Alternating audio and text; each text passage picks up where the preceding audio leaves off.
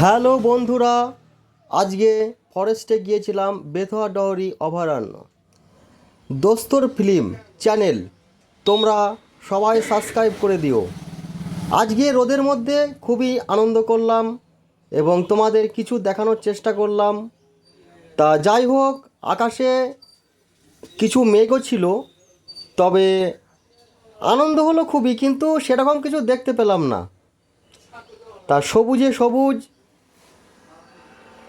তা ফরেস্টের মধ্যে কিছু ময়ূর, কিছু কাকাতুয়া, ওই যে আমাদের পুলিশবাবু দাঁড়িয়ে আছে, আমাদের দোস্ত অমিত, ও আগে আগে যাচ্ছে, আমি ক্যামেরা করছি।